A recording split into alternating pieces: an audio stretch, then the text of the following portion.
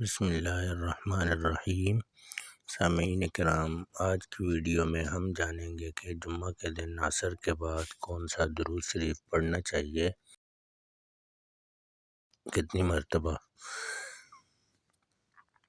Video میں آگے بڑھنے سے پہلے اگر آپ نے ابھی تک چینل کو سبسکرائب نہیں کیا تو جلدی سے چینل کو سبسکرائب کر لیں اور گھنٹی کے بٹن کو بھی دبا دیں تاکہ آنے والی ہر ویڈیو کا نوٹیفیکیشن آپ کو بر وقت مل سکے۔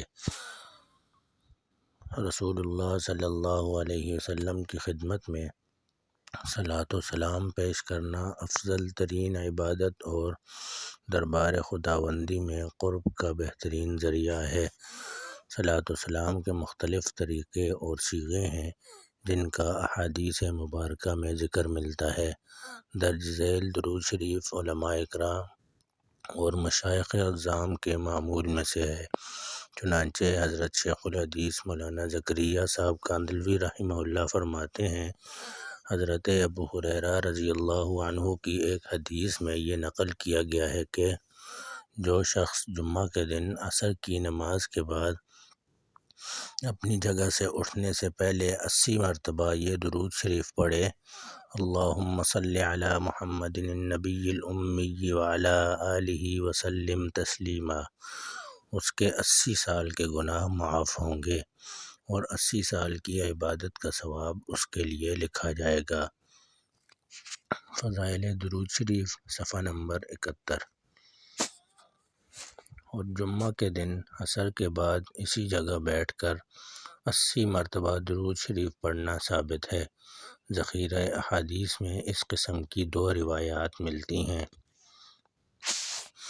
پہلی روایت حضرت ابو ہریرہ رضی اللہ عنہ کی ہے،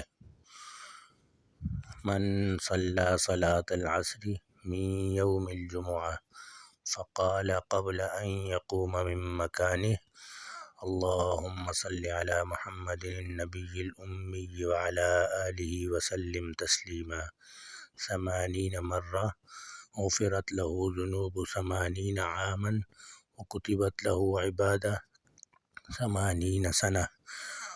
القول البدیع۔